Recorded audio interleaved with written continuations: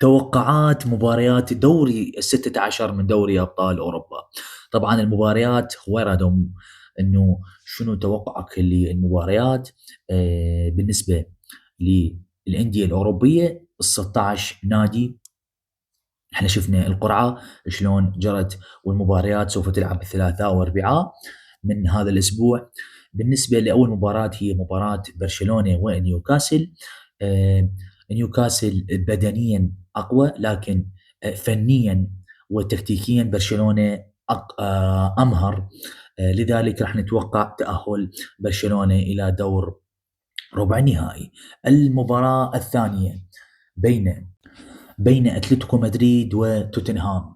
توتنهام حاليا ينازع الهبوط بشكل كبير، ممكن يهبط الى الدرجه الثانيه توتنهام، بينما اتلتيكو مدريد وسيميوني لديه الخبره الكافيه لهذه المباريات، فنتوقع تاهل اتلتيكو مدريد وسيميوني الى ربع النهائي.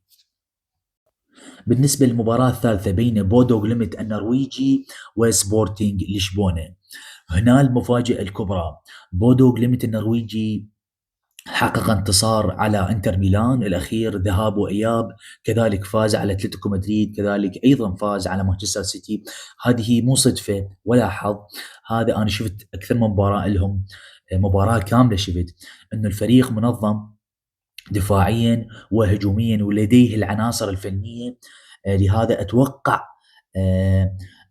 سبورتنج لشبونه طبعا من الافرقه البرتغاليه اصلا لديها الخبره الكافيه بدوري ابطال، نادي عريق كبير. لكن المفاجاه الكبرى والمدويه هي تاهل بودو جليمت النرويجي على حساب سبورتنج لشبونه. واذا ما تاهل سبورتنج لشبونه، اي واحد يتوقع تاهل سبورتنج راح ياخذ مني هديه. يدخل على الخاص ياخذ مني هديه اذا تاهل سبورتنج لشبونه. يكتب لي بالتعليقات، يتابعني ويكتب لي بالتعليقات تاهل سبورتنج لشبونه، راح ياخذ مني هديه. راح اعلنها على البث المباشر. انا اتوقع تاهل بودو جليمت النرويجي. بالنسبه للمباراه الرابعه من هذه الجهه مال دوري ابطال، مباراه ارسنال وباير ليفركوزن. باير ليفركوزن هذه السنه جيد في الدوري الالماني، لكن سيء في دوري الابطال. ارسنال فريق لا يعلى عليه. ارسنال هو متصدر دوري انجليزي، كذلك تصدر دوري المجموعات من دوري ابطال اوروبا، فتاهل ارسنال على حساب باير ليفركوزن. عندنا هذه الجهه الملحميه، هذه جهه الانديه هنا قتال وصراع وملحمه كرويه. 6 ابطال مرشحين لاخذ دوري ابطال اوروبا. اول مباراه بين تشيلسي وباريس. تشيلسي بطل كأس العالم للأندية، باريس حامل لقب دوري أبطال. مباراة راح تكون مشحونة بين الفريقين، خصوصا بعض التصريحات ظهرت من بعض اللاعبين، إذا من باريس أو من تشيلسي، يريدون اللقاء حتى يشوفون من الافضل، هل باريس افضل الانريكي ام تشيلسي مع المدرب الجديد روزانيري راح يكون له بصمه بدور. انا صراحه توقعي الشخصي تشيلسي لديه ما لديه من الثقة بين العناصر والمدرب الجديد، بينما انريكي بعد التشبع بدوري أبطال والألقاب السنة الماضية، هذه السنة شفناه خسر أكثر من مرة ضد موناكو وخسائر بالدوري الفرنسي. فأتوقع تأهل تشيلسي على حساب باريس سان جيرمان. المباراة الثانية من جهة دوري أبطال هي غلطة سراي وليفربول. بعد فوز غلطة سراي على ليفربول بدوري المجموعات، بالدوري المجموعات فاز غلطة سراي على ليفربول. ليفربول يريد الانتقام من غلطة سراي التركي والتأهل على حسابه إلى دور الربع النهائي. غلطة سراي يملك عناصر مثل يعني عناصر كبيرة جدا، مثل غاندوغان، اوسيمين،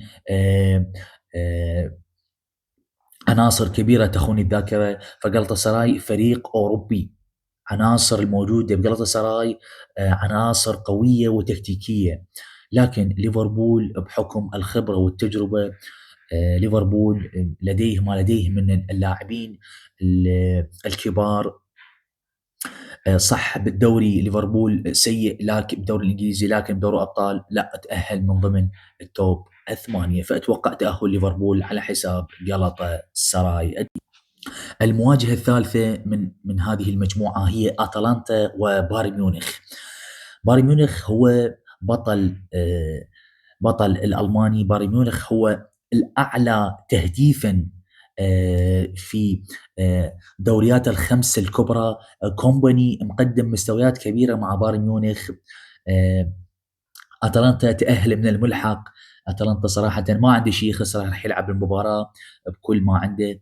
بالنهاية الفريق الألماني بايرن ميونخ سوف يكتسح أتلانتا ذهابا وإيابا ويتأهل إلى ربع النهائي. أخيرا وليس آخرا، القمة المنتظرة 5 سنوات على التوالي، مواجهة ريال مدريد ومانشستر سيتي. 5 سنوات على التوالي مواجهة مانشستر سيتي وريال مدريد.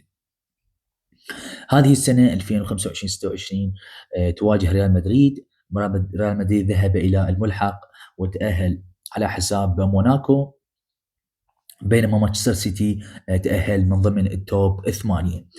مباراة ملحمية، مباراة كبيرة. ريال مدريد مع الإصابات ومع إقالة ألونسو يمر بفترة سيئة جدا. هذا الأمر معروف لمتابعي ريال مدريد، لكن ريال مدريد راح يلعب على اسمه، على تاريخه، على شعار النادي. صحيح اكو غيابات كثيرة في نادي ريال مدريد.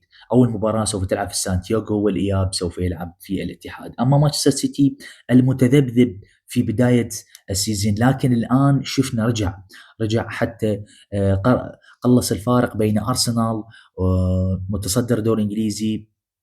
أصبح الفارق 5 أو 6 نقاط بين أرسنال ومانشستر سيتي. آخر جولة ما شفتها فما أعرف إيش قد الفارق صار، لكن مانشستر سيتي عائد بقوة إلى الدوري الإنجليزي، كذلك عائد بقوة لدوري أبطال أوروبا، خصوصا أن مانشستر سيتي استعاد الكثير من العناصر اللي كانت غائبة بداية الموسم. توقع الشخصي تأهل مانشستر سيتي على حساب ريال مدريد، لأن مانشستر سيتي كتنظيم، كتشكيلة، كعناصر أفضل فنيا أفضل من ريال مدريد، بحكم خبرة المدرب، خبرة اللاعبين الموجودين في مانشستر سيتي. أتوقع تأهل مانشستر سيتي على حساب ريال مدريد. مشاهدة ممتعة. انتظر تعليقاتكم بالنسبة للتوقعات. راح أنطي هدية اللي يطلع توقعه صح بالنسبة لقرعة دوري أبطال أوروبا.